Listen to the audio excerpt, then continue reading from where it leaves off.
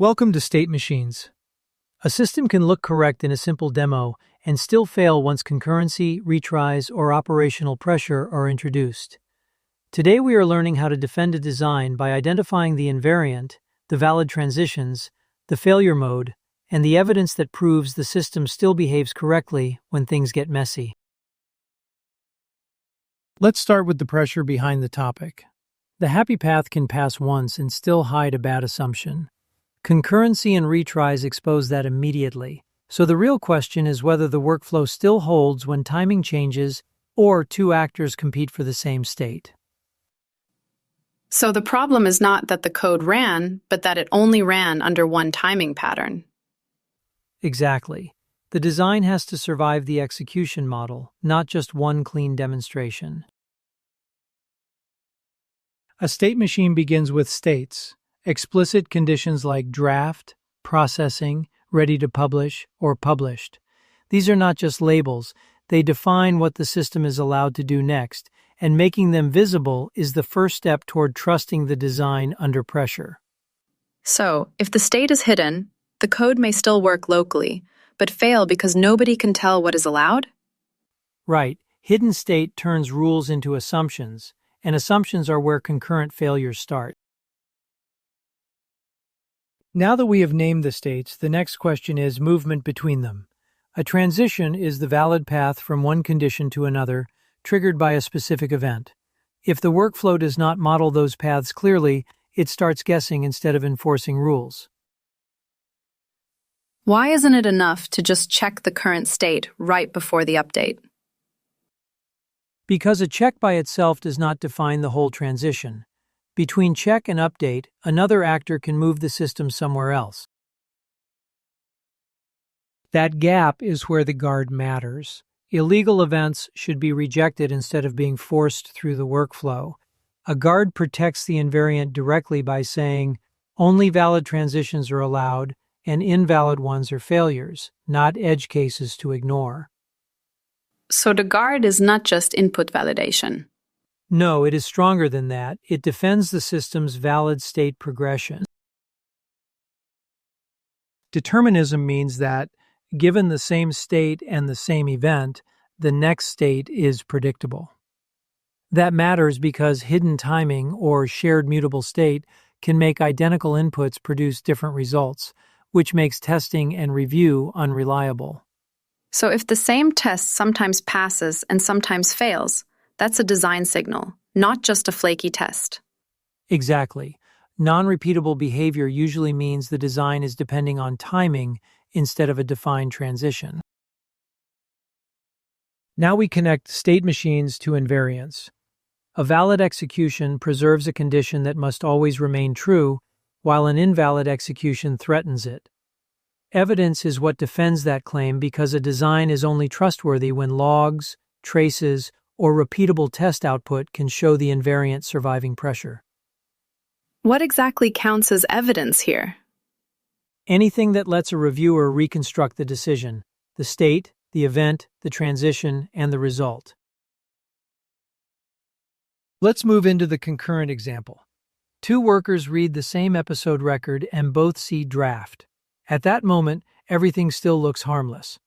The danger is that each worker now believes it owns the next step, which means the design is already depending on a hidden assumption. Hidden assumption, meaning the read and the write are being treated like one atomic act? Yes, and real execution splits them apart. That gap is where the race begins. The race window is the uncomfortable part. Worker A checks that the episode is draft, and before A writes anything, worker B checks the same thing. Then both try to write processing. That is how duplicate processing begins, and it is why the baseline can look correct until pressure is introduced. So the failure is not that one worker is wrong, but that both are right at the same instant. Exactly. The invariant requires a single owner for the transition, and the baseline never enforced that. The failure is concrete. The same episode can trigger duplicate side effects, and the final logs may not clearly reveal which worker actually won. That is why we need thread or worker IDs, entity IDs, states, and timestamps. Without that, the failure is hard to prove even when it happened. So vague logs can hide the breakage even if the system already did the wrong thing. Yes, weak evidence makes a real failure look like an argument instead of a fact. The correction must protect the invariant, not just make the code look cleaner. Here, the protected property is that only one worker may own the transition for a given episode at a time. The mechanism could be an atomic compare and set, a versioned update, synchronization, or a single owner queue. Isn't adding a lock enough? Sometimes, but not always. The mechanism has to fit the failure mode, and it usually buys safety by giving up some parallelism or adding more explicit transition logic. Now we connect the fix to evidence. A defensible design is one where the evidence can reconstruct the decision.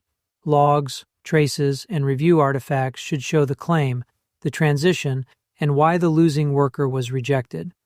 That is the kind of material that belongs in an integrity packet. So the packet should include the invariant, the bad interleaving, and the proof that the fix actually blocked it? Exactly. The packet is the place where the design and the proof meet. Let's make the failure explicit. Two workers read the same state, both attempt the same transition, and duplicate work starts. The hidden part is that the baseline looked fine because the check and the update were mentally treated as one step, even though real execution separated them. So if I want to reproduce it, I should add overlap or delay between the read and the write? Yes, that pressure scenario exposes the gap and makes the failure repeatable. A good response has three pieces. First, guard the transition. Second, use an atomic update or single-owner mechanism so the state cannot be claimed twice. Third, keep IDs and states in the logs so the outcome can be reviewed later. What trade-off does that introduce? Usually less concurrency around the protected entity or more explicit control code. But that trade-off is intentional when correctness matters more than raw throughput. This table is really a decision guide. The simple baseline is easy to build, but it hides timing assumptions.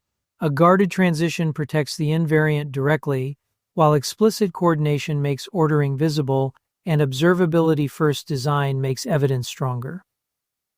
Which one should I choose first? Choose the simplest mechanism that protects the invariant and still gives you reviewable evidence. Convenience comes after correctness.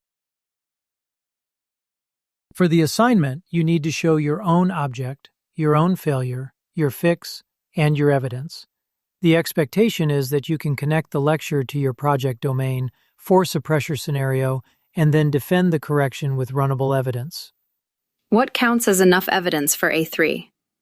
Runnable commands, structured logs, before and after behavior, a failure reproduction, and an integrity packet explanation that defends the choice. Let's end with a practical question. Which invariant in your project is easiest to miss, and what failure would you force in order to defend the design? A strong answer names the condition that must remain true, explains how it could fail under pressure, and describes the evidence you would collect to prove the fix works.